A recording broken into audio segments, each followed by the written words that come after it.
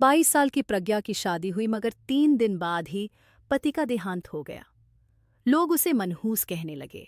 उसके भाई ने प्रज्ञा की शादी 4 बच्चों के बाप से कर दी। प्रज्ञा को भी लगता था कि वह मनहूस है। शादी की रात उसने अपने दूसरे पति से कहा, मुझे छूना मत वरना मेरी मनहूसियत तुम पर पड़ जाएगी। मगर पति ने उसकी बात ना मानी और अगली सुबह उसके होश उड़ गए क्योंकि सुना है लड़की बहुत मनहूस है। पहली शादी होते ही 3 दिन में अपने पति को खा गई थी। उसकी मनहूसियत ने उसके पति को भी नहीं छोड़ा। अरे जब पैदा हुई थी तब भी मां को खा गई थी। प्रज्ञा की सास ने शादी में मेहमान आई औरतों की यह बात सुनी तो उनकी ओर बढ़ने लगी और कहने लगी, क्या मतलब है तुम्हारी बात का? लड़की कैसे मनहूस हुई? तो वह मेहमान औरत औरत के आगे बढ़कर चुपके से उनके कान में कुछ कहने लगी। प्रज्ञा की सास जैसे जैसे उस औरत की बातें सुनती जा रही थी, उसका रंग उड़ता जा रहा था। लेकिन अब कुछ नहीं हो सकता था क्योंकि शादी तो हो चुकी थी। वह तो खुश थी कि अपनी इतनी उम्र के बेटे के लिए इतनी सुंदर और कम उम्र की लड़की मिल गई है। तो क्या हुआ अगर वह विधवा थी? देखने में तो बिल्कुल नाजुक सी और कुंवारी ही लगती थी। लेकिन अब यह क्या बात सुनने को मिल रही थी? उसकी भाभी ने तो कहा था उसका पति कार एक्सीडेंट में मरा था। यह तो उसे पता ही नहीं था कि शादी के 3 दिन बाद ही वह विधवा हो गई थी। विदाई का शोर उठा और पनीति की विदाई कर दी गई। मगर विदाई से पहले भाभी ने उसके कान में कह दिया था, अगर अपनी मनहूसियत से इस आदमी को भी खा गई तो वापस हमारे पास लौट कर आने की जरूरत नहीं है। तुम्हारे भैया को भी अपनी जिंदगी भी बनानी है, अपने बच्चों के लिए भी कुछ करना है और मेरी भी अपने पति से कुछ इच्छाएं हैं। अब मैं उन इच्छाओं को पूरा करना चाहती हूँ। इसलिए अच्छा यही है कि जैसे तैसे करके अपनी जिंदगी अपने पति के घर में ही गुजारना, और अगर पति को खा भी जाओ तो यहाँ लौट कर आने की जरूरत नहीं है। परिनिधि का दिल दुख से भरने लगा। भय और शंका उसके पूरे अस्तित्व में पंजे गाड़ कर बैठ गई। विदाई का समय था, बजाय इसके कि भाभी आशीर्वाद देती ऐसी बातें कर रही थीं। पहले से घबराया दिल और भी भयभीत हो गया था। उसने भरी हुई आंखों से भाई की ओर देखा तो भाई ने आगे बढ़कर गले से लगा लिया। किसी बात की टेंशन मत लेना, अगर कोई परेशानी हो तो मुझे बताना। मैं हूं ना तुम्हारा भाई, हमेशा तुम्हारा साथ दूंगा। जिंदगी के किसी मोड़ पर भी खुद को अकेला ना समझना। भाई ने सर पर हाथ रखकर आशीर्वाद दिया तो प्रज्ञा जोर जोर से रोने लगी। यही तो एक सहारा था जिसके सहारे पर वह अपने सारे दुख भूल जाती थी। उसे लगता था कि उसका भी दुनिया में कोई है, वरना माता पिता की मौत के बाद तो उसे लगा था जैसे उसके लिए दुनिया वीरान हो गई है। रोते धोते और आशीर्वाद के साथ प्रज्ञा मायके से विदा होकर अपने ससुराल आ गई थी। ससुराल के घर में कदम रखते ही 3 छोटे छोटे बच्चे आकर उससे लिपट गए। उसका दूसरा पति मिडिल क्लास फैमिली से संबंध रखता था। ना बहुत ज्यादा अमीर था, ना गरीब।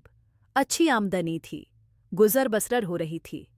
उसके पति का पहला बच्चा लगभग 12 से 15 साल का था, यानी प्रज्ञा से सिर्फ 7 से 8 साल छोटा। उसके बाद के 3 बच्चों को खुद से लिपटा लिपटता देखकर प्रज्ञा घबरा गई। मगर उसने धीरे से बच्चों के सर पर हाथ फेरा। कुछ भी था, अब यही उसकी जिंदगी थी। वो इन बच्चों से मुंह नहीं मोड़ सकती थी। इन्हीं बच्चों की खातिर उसे इस घर में लाया गया था और वह यह बात अच्छी तरह जानती थी। खुद भी अनाथ थी, भाभी के अत्याचार सहन किए थे। मगर भाई बहुत प्यार करता था, उस पर जान अड़कता था, मगर कभी भाई को भाभी के अत्याचार नहीं बताए थे। वह नहीं चाहती थी कि उसकी मनहूसियत से भाई का घर खराब हो जाए, इसीलिए हमेशा ही चुप कर जाया करती थी। अब इन बच्चों को देखकर उनके दुख का उससे अच्छी तरह अंदाजा हो रहा था। तभी छोटा बच्चा डरकर एक और खड़ा हो गया। उसने धीरे से छोटे बच्चे को अपने पास बुलाया। यहाँ आओ बेटा। बच्चे ने नहीं में सर हिलाया तो वह खुद उस बच्चे की ओर बढ़ी। बच्चा डरकर और भी पीछे हटने लगा। जब उसने नरमी से उसे अपने पास बुलाया और गले लगा लिया, मैं आपकी मम्मा हूं, क्या आपको नहीं पता? उसने बच्चे की आंखों में देखते हुए कहा। उसका पति दूर खड़ा यह सब देख रहा था, जबकि सास भी चुपचाप प्रज्ञा को देख रही थी। उसे उम्मीद नहीं थी कि प्रज्ञा इतनी जल्दी अपने सौतेले बच्चों को स्वीकार कर लेगी, मगर दिल ही दिल में खुश भी थी। सारा भय और डर कहीं दूर जाकर सो गया। आप मेरी सौतेली मम्मा हैं, और सौतेली मम्मा गंदी होती हैं, बहुत मारती हैं, खाना भी नहीं देती और धूप में भी खड़ा करती हैं। 5 साल के ईशान ने मासूमियत से प्रज्ञा की ओर देखते हुए आंखें बंद करके बोला। तो प्रज्ञा ने उसे गले से लगा लिया और कहने लगी, मैं बस आपकी मम्मा हूं, सगी या सौतेली यह सब कुछ नहीं होता। मैं आपको कभी नहीं मारूंगी, बस आपको मुझसे दोस्ती करनी होगी। उसने हाथ आगे बढ़ाया तो ईशान ने खुश होते हुए हाथ पकड़ लिया। सास, जो बेटे को मना करना चाहती थी कि परिणति के पास मत जाना, वरना उसकी मनहूसियत की छाया तुम पर भी पड़ जाएगी, अब खामोश हो गई थी। लेकिन बेटे को एक और ले जाकर परिणति की भाभी और उस मेहमान औरत की सारी बातें बता दी थीं। अशोक ने सुनकर ठीक है कहकर सर हिला दिया, मगर किसी प्रकार का रिएक्शन नहीं दिया। प्रज्ञा को उसके पति अशोक के कमरे में पहुंचा दिया गया। धक धक करते दिल के साथ प्रज्ञा कमरे में बैठी हुई थी। दिल भी तेजी से धड़क रहा था। इतनी उम्र का पति ना जाने कैसे स्वभाव का होगा, और फिर उसकी अपनी मनहूसियत। पता नहीं यह घर बसने भी देगी या नहीं। आंखों में आंसू भरे वह बार बार भगवान से प्रार्थना कर रही थी कि हे भगवान, इस बार कुछ बुरा ना हो। वह लौटकर भाभी के पास कैसे जाएगी और दुनिया वालों को क्या मुंह दिखाएगी? उसकी मनहूसियत तो पहले ही ना जाने किस उसके कितने रिश्ते खा गई थी। अब वह और कुछ खोना नहीं चाहती थी। थोड़ी देर बाद दरवाज़ा खटखटाते हुए अशोक कमरे में आया। उसके हाथ में मुंह दिखाई का उपहार था।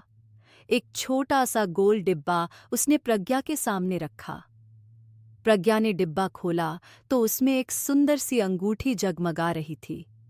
उसकी आंखों में आंसू आ गए। थैंक यू कहते हुए उसने सर झुका दिया। अशोक ने प्रज्ञा का हाथ पकड़कर अपने होठों से लगाया और उसके और पास होने लगा। प्रज्ञा अचानक से बेड से उतरकर खड़ी हो गई। प्लीज मेरे पास मत आइएगा।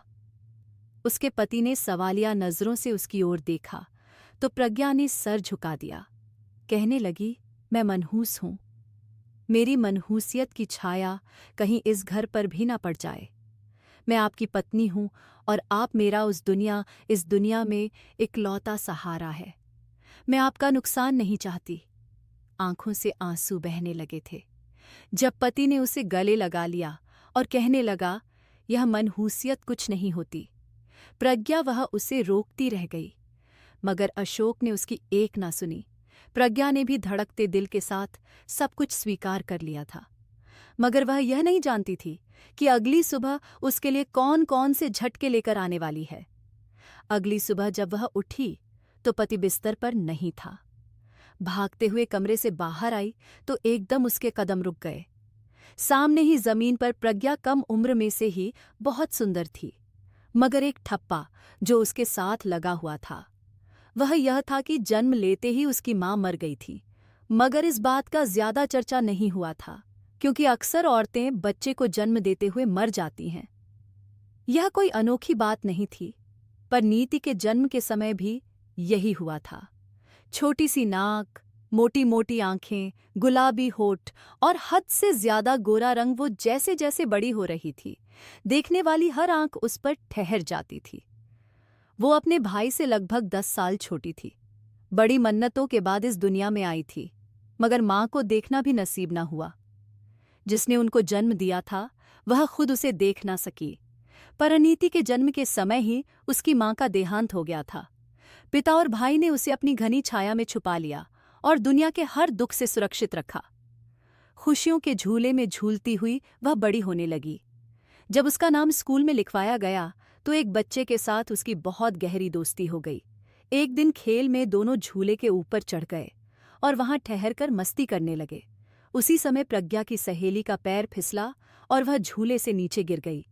नीचे पड़े हुए एक पत्थर पर उसका सर बुरी तरह से टकराया और चारों ओर खून फैल गया। प्रज्ञा ऊपर खड़ी सहमी नजरों से यह दृश्य देखती रह गई। उसमें इतनी हिम्मत नहीं थी कि नीचे उतरकर अपने दोस्त को देखती। दूसरे बच्चों ने शोर मचाया। टीचर भागकर आई और बच्ची को अस्पताल ले जाया गया। मगर रास्ते में ही प्रज्ञा की सहेली दम तोड़ गई। प्रज्ञा की वह दोस्त उसी के मोहल्ले में रहती थी।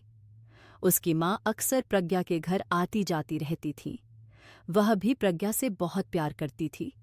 मगर जैसे ही उसकी बच्ची की मौत हुई, उसने घूर कर परी ओर देखा और उसे दूर धक्का दे दिया। कहने लगी, यह सब तुम्हारे कारण हुआ है। तुम्हारी मनहूसियत ने मेरी बच्ची को खा लिया। तुमने पैदा होते ही अपनी माँ को खा लिया और अब मेरी बच्ची को भी निगल गई। उस औरत की बात ने पूरे मोहल्ले में डर और नफरत फैला दी। सब लोग प्रज्ञा की सहेली की मौत का जिम्मेदार उसे ही ठहराने लगे। सबका मानना था कि प्रज्ञा की मनहूसियत ने एक बार फिर किसी की जान ले ली। ऐसी परिस्थिति हो गई थी। कोई भी प्रज्ञा को अपने घर में नहीं आने देता था। प्रज्ञा अकेली होती जा रही थी, होती चली गई और उसे इस अकेलेपन से बचाने वाला कोई भी नहीं था।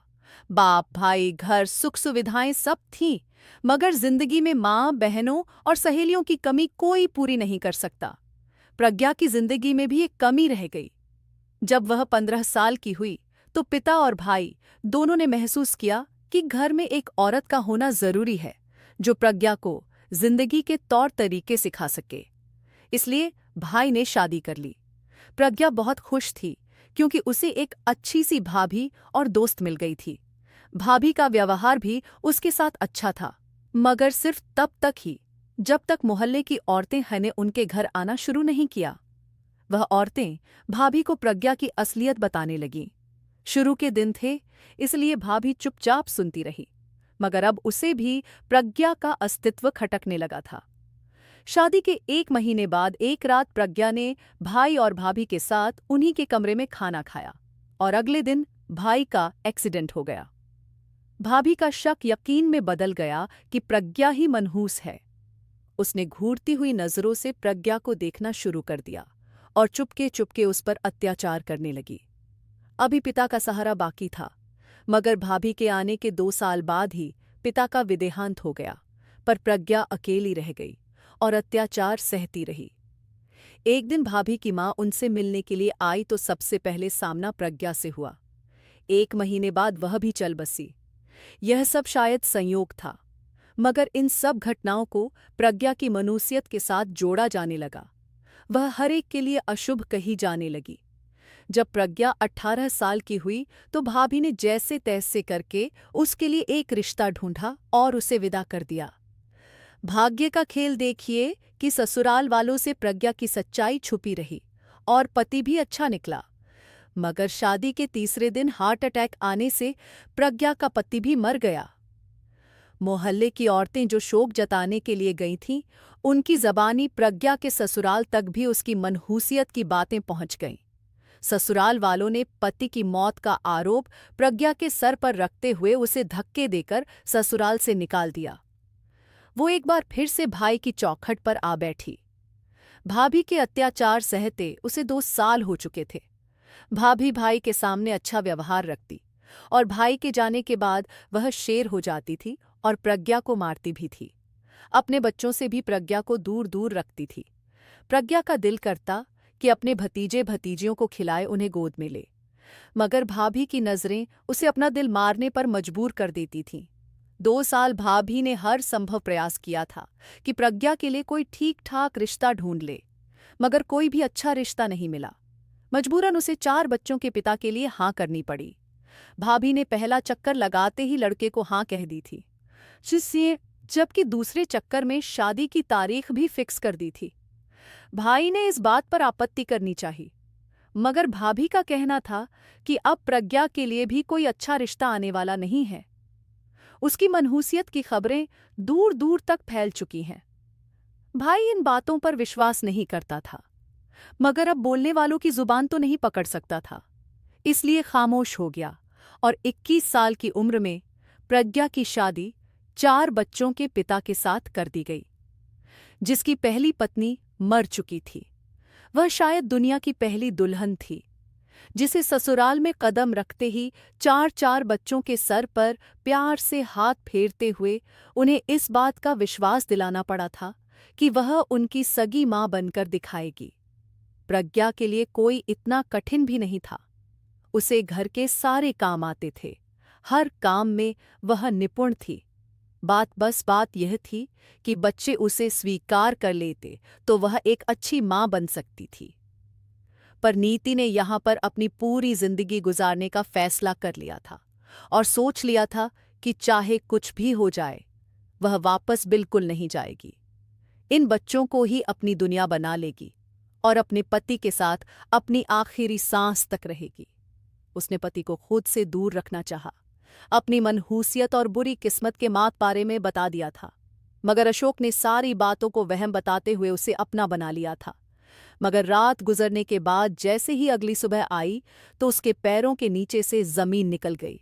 अपनी आंखों पर उसे विश्वास नहीं आ रहा था। वह बार बार यही सोच रही थी कि आखिर ऐसा कैसे संभव है। बार बार अपनी मनुष्यत का विचार आ रहा था। चाहकर भी वह अपनी आंखों देखे पर विश्वास नहीं कर पा रही थी।